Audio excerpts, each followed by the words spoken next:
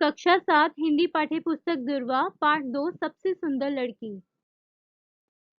Hello बच्चों, आज हम आपका दुर्वा पाठ्य पुस्तक का दूसरा पाठ करेंगे जिसका नाम है सबसे सुंदर लड़की। समुद्र के किनारे एक गांव था। उसमें एक कलाकार रहता था। वह दिन भर समुद्र की लहरों से खेलता रहता, जाल डालता और सीपियां बटोरता। रंग बिरंगी कौड़ियां, नाना रूप के सुंदर सुंदर शंख, चित्र विचित्र पत्थर, न जाने क्या क्या समुद्र जाल में भर देता। अब यहाँ पे बच्चों एक आदमी है जो समुद्र के किनारे ही एक गांव था, वहां रहता था। और वो क्या था? कलाकार था। वो दिन भर समुद्र की लहरों में खेलता रहता था।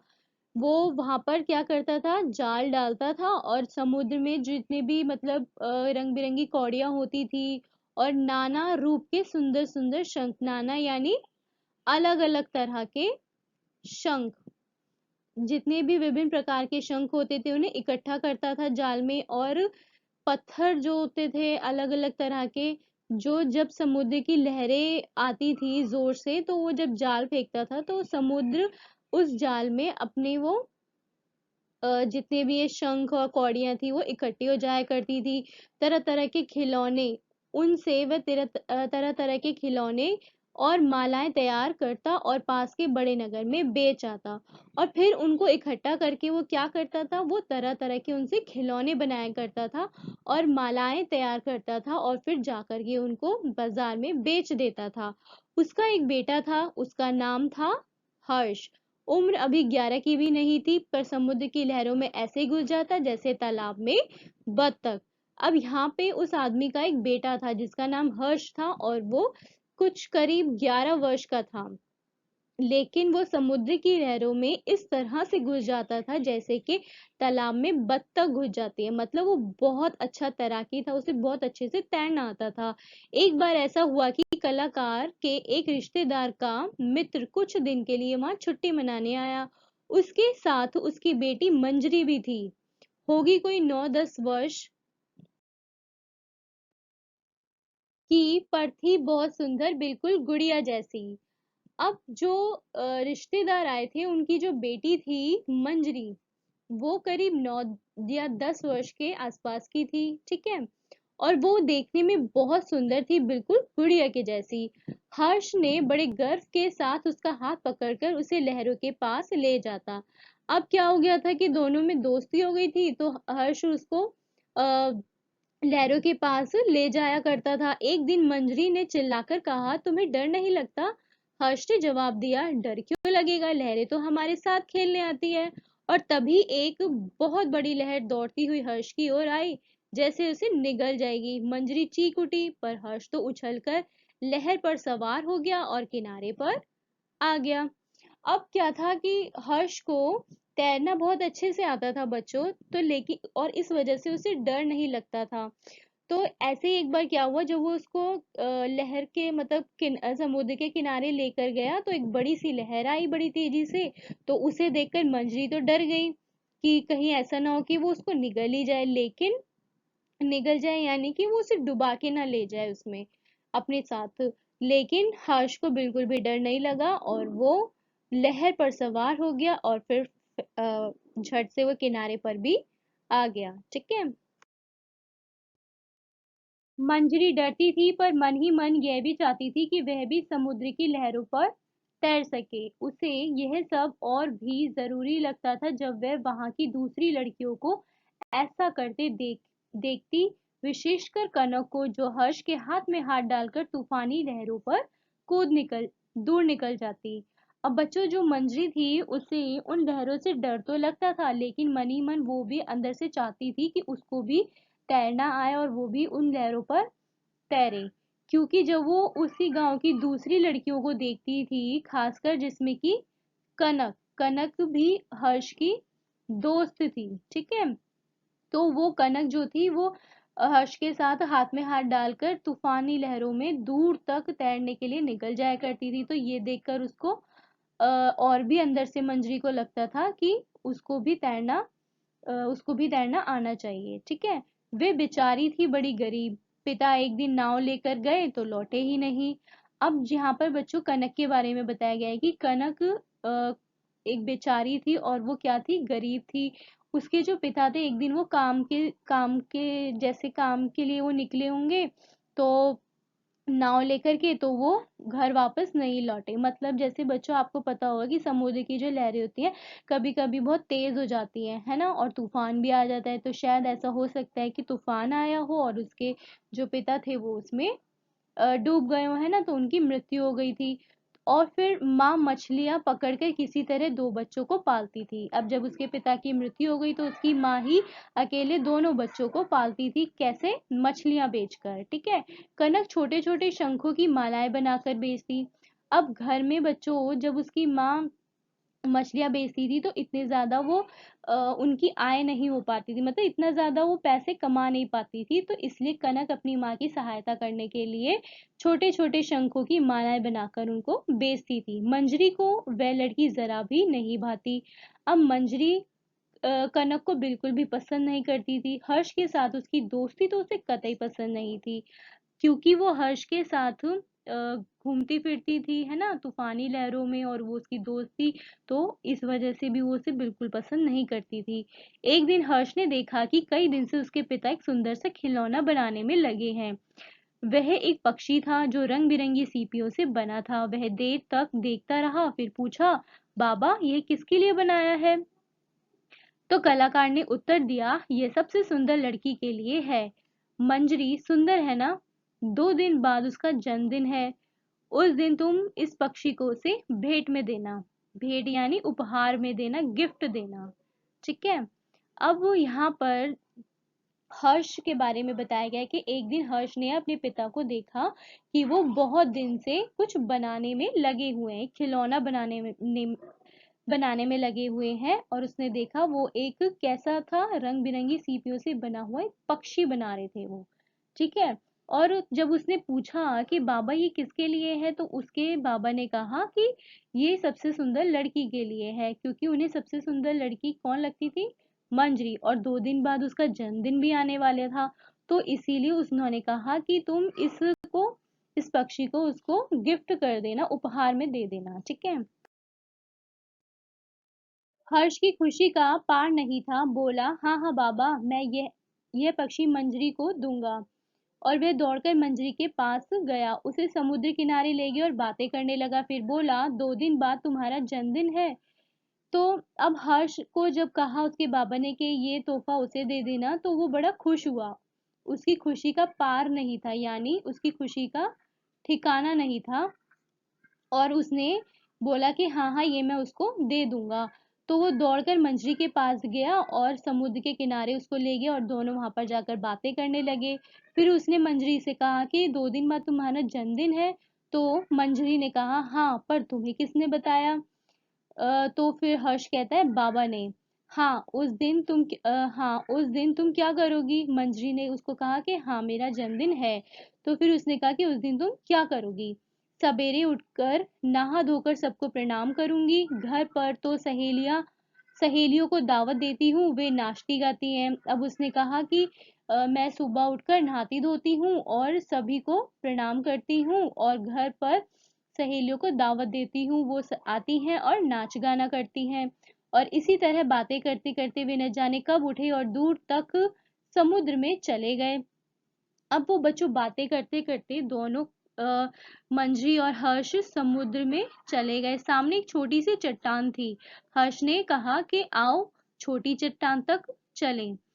मंजरी काफी निडर हो चली थी, क्योंकि अब बच्चों यहाँ पर मंजरी के साथ हर्ष था। अब उसे पता था कि हर्ष को बहुत अच्छे से तैरना आता है, इसलिए वो कहीं ना कहीं थोड़ी सी ना निडर हो गई थी। मतलब उसे डर, मतलब हर्ष के साथ उसे थोड़ा डर कम लगता था।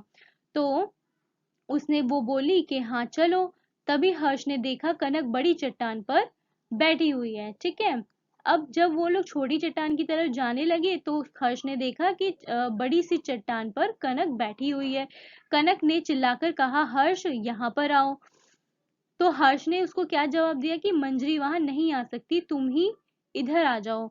अब जब मंजरी अब जब हर्ष ने उसको कहा कि मंजरी वहां नहीं आ सकती, तुम ही इधर आ जाओ, क्योंकि मंजरी को सही से तैरना नहीं आता था, ठीक है।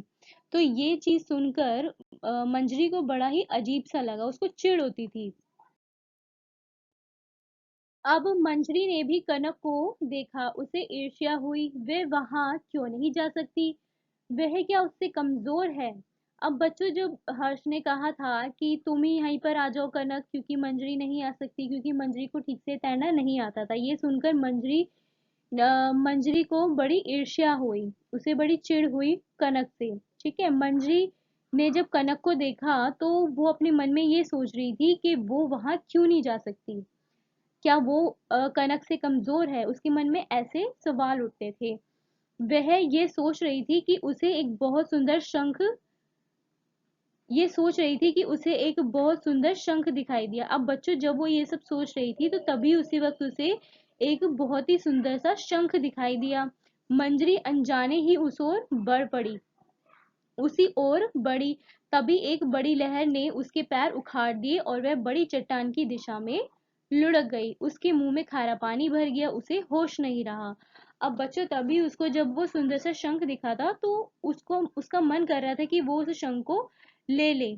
तो वो जैसे ही उस ओर बढ़ी उसे पकड़ने के लिए, तो एक बड़ी तेजी से एक लहर आई और वो उसने उसके पैर को उखाड़ दिया, मतलब कि वो उसे अपनी साथ ही खींच करके ले गई। और वो किस तरफ जाने लगी? जहां पर बड़ी चट्टान की तरफ, जहां पर कनक बैठी हुई थी। और उसके मुंह में भी पूरा खा जो पानी होता है समुद्र का, वो खारा होता है ना, तो वो उसके मुंह में भर गया और उसको होश ही नहीं रहा। यह सब आनन फानन में हो गया। हर्ष ने देखा और चिल्लाता हुआ वह उधर बढ़ा। तभी एक और लहर आई और उसने उसे मंजरी से दूर कर दिया। अब आनन फानन यानी ये सब बहुत अचानक से हो गया। हर्ष ने जब उसको पकड़ने की कोशिश करी, देखा कि मंजरी पानी में डूबती हुई जा रही है, तो वो जोर से चिल्लाया और वो उधर की तरफ उसे पकड़ने की तरफ दौड़ा। लेकिन क्या हुआ, तभी उसी वक्त एक और बड़ी सी लहर आई और उसने मंजरी को उससे और ज्यादा दूर कर दिया। अब निश्चित था कि मंजरी बड़ी चट्टान से टकरा जाएगी, परंतु उसी क्षण कनक उस क्रुद्ध लहर और मंजरी के बीच कूद पड़ी और उसे हाथों में थाम लिया। अब क्या हुआ, जब वो हर्ष से भी दूर चली गई तो ये साफ दिखाई दे रहा था कि वो जो बड़ी चट्टान थी जहां कनक बैठी हुई थी वो उसे टकरा जाएगी। लेकिन उसी वक्त कनक ने पानी में कूद करके उसको बचा लिया, उसका हाथ पकड़ लिया। ठीक है, दूसरे ही क्षण तीनों छोटी चट्टान पर थे। कुछ देर हर्ष और कनक ने मिलकर मंजरी को लिटाया, छाती मली, पानी बाहर निकल गया। उसने आंखें खोलकर देखा, उसे जरा भी चोट नहीं लगी थी, पर वह बार बार कनक को देख रही थी।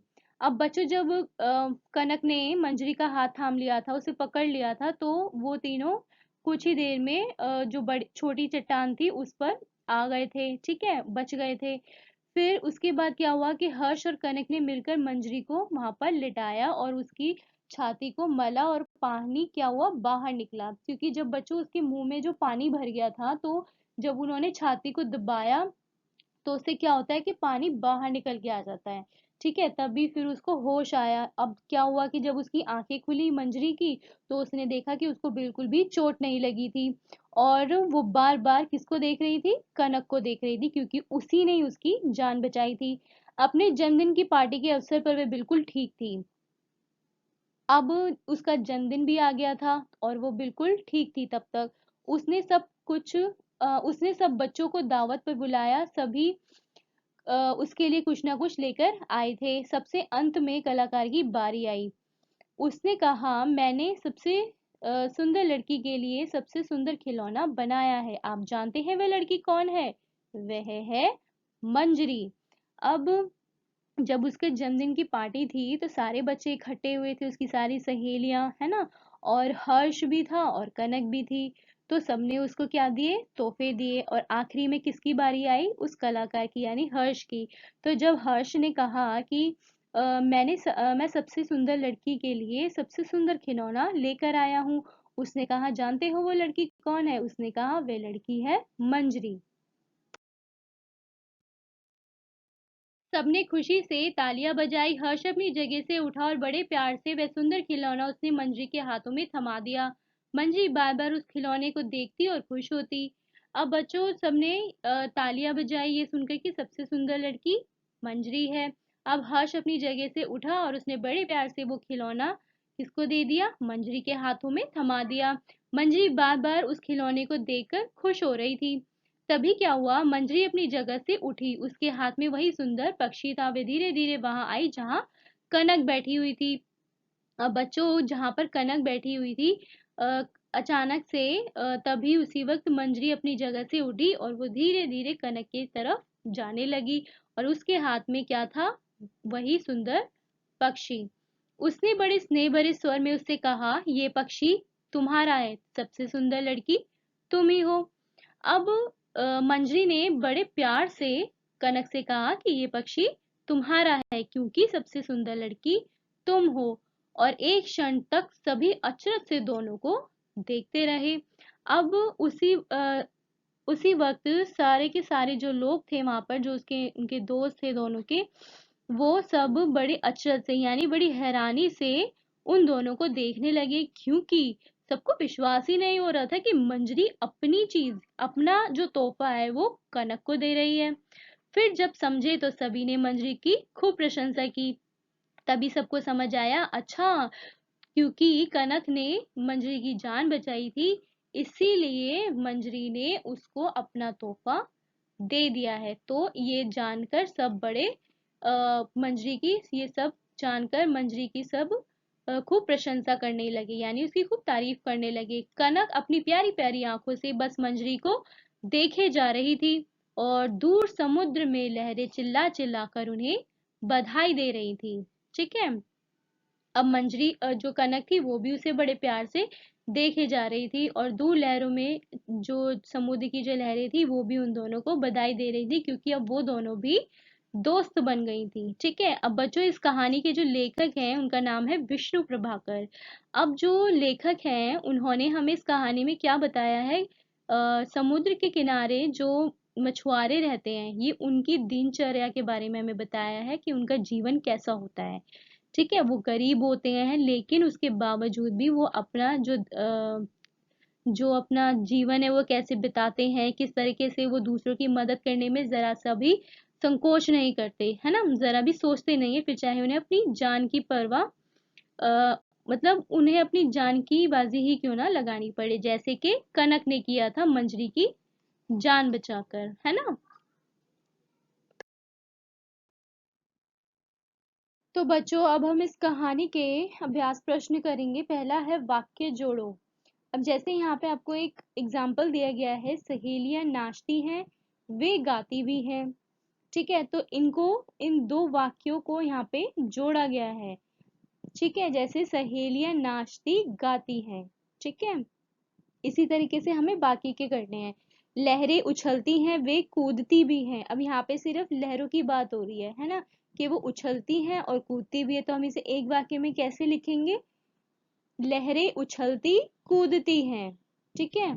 अगला है सब बच्चे हंसते हैं, वे खेलते भी हैं। तो हम क्या लिखेंगे? सब बच्चे हंसते खेलते हैं। फिर है मेरी माँ पढ़ना जानती है, वह लिखना भी जानती है। तो हम क्या लिखेंगे? मेरी माँ पढ़ना लिखना जानती है। ठीक है। हर्ष और कनक छोटे होने पर भी समुद्र की लहरों में कैसे तैर सकते थे? क्योंकि उन दोनों को ही तैरना आता था, है ना।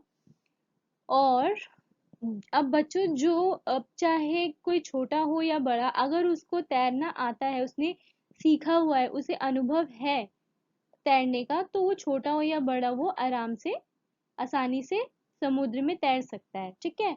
तो हम इसमें लिखेंगे हर्ष और कनक को तैरने का अनुभव था, इसलिए वे समुद्र की लहरों में तैर सकते थे। किसी मनुष्य को तैरने का अभ्यास और अनुभव है तो वह चाहे उम्र में छोटा हो या बड़ा, वो सरलता पूर्वक यानी आसानी से समुद्र में तैर सकता है। ठीक है।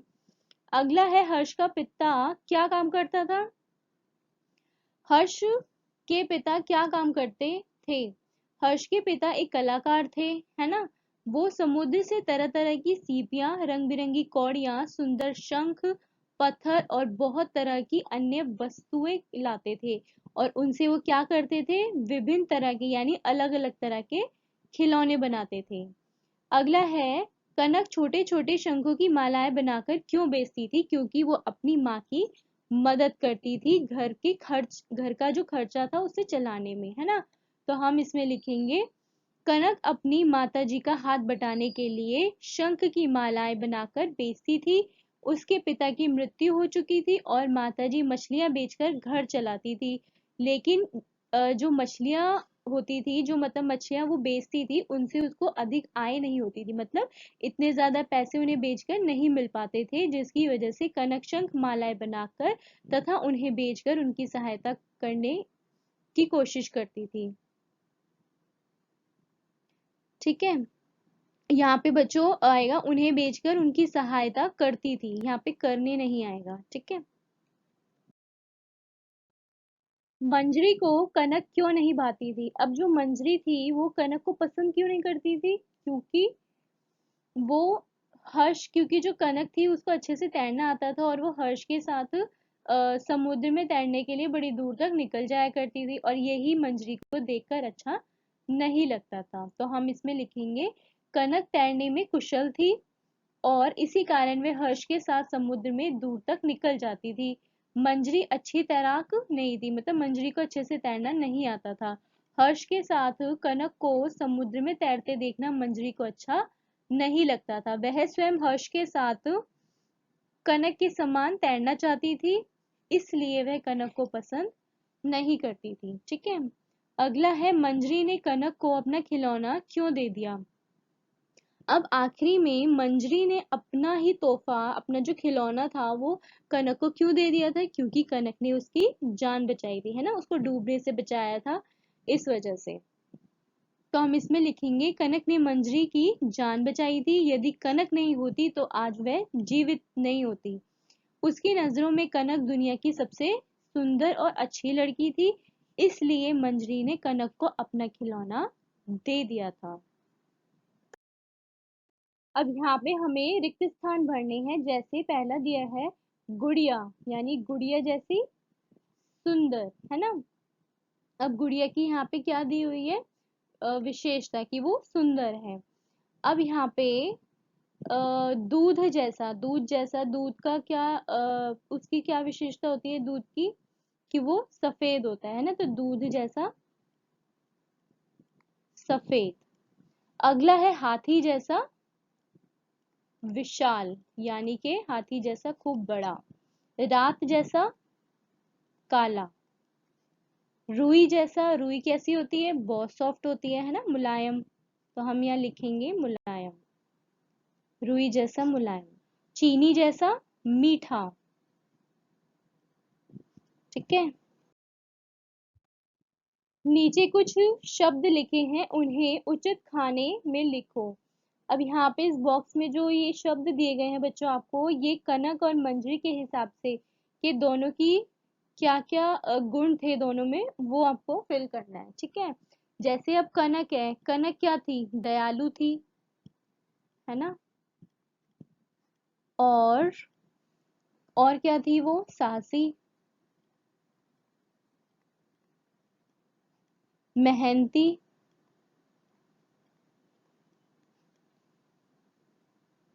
गरीब, समझदार,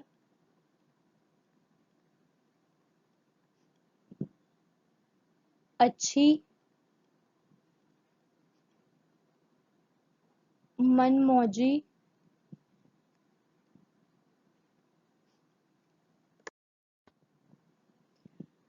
अब जो बाकी बचे बच्चों, जैसे कि मंजरी, अब हमने कनक के तो जो गुण थे वो लिख दिए, है ना। अब जैसे बचे डरपोक, ईर्ष्यालु, आलसी, मूर्ख, लापरवाह, लालची, अमीर और सुंदर। ठीक है, अब सुंदर तो बच्चों वो देखने में सुंदर थी, है ना, तो हम ये सब यहाँ पे मंजरी के कॉलम में लिखेंगे। ठीक है, आगे है मंजरी बिल्कुल गुड़िया जैसी सुंदर थी। तुम्हें सबसे सुंदर कौन लगती या लगता है और क्यों? अब हमें सबसे सुंदर तो बच्चों एक तरह से आ, कनक लगी, क्योंकि वो मन से सुंदर थी, है ना। तो हम इसका यहाँ लिख सकते हैं कि मंजरी बिल्कुल गुड़िया जैसी सुंदर थी, परंतु हमें कनक सबसे सुंदर लगती है क्योंकि वह हृदय से बहुत सुंदर थी। उसे किसी से ईर्ष्या नहीं थी, वो मेहनती थी, है ना, मेहनत करती थी, अपनी माताजी की सहायता करती थी और वो बहुत बहादुर लड़की थी। मंजरी की जान बचाते हुए उसने अपने प्राणों की भी चिंता नहीं की थी, अतः वही सबसे सुंदर थी। ठीक है, आगे है, वह बेचारी थी बड़ी गरीब। अब लोग आमतौर पर गरीबों को बेचारा और असहाय क्यों मानते हैं? कहानी में कनक को बेचारी कहा गया है, जबकि वो निडर और दूसरों की सहायता करने वाली लड़की थी, है ना। दूसरी ओर मंजरी गरीब नहीं थी, लेकिन वो क्या थी? ईर्ष्यालु थी और डरपोक थी, है ना, चिढ़ती थी वो। तुम्हारे विचार से असली गरीब कौन है?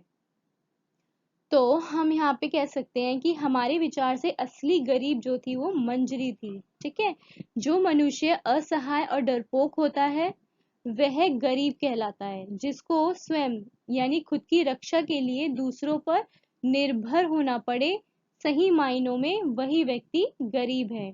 मंजरी को स्वयं पर अभिमान था, है ना, उसको खुद पर क्या था? घमंड था।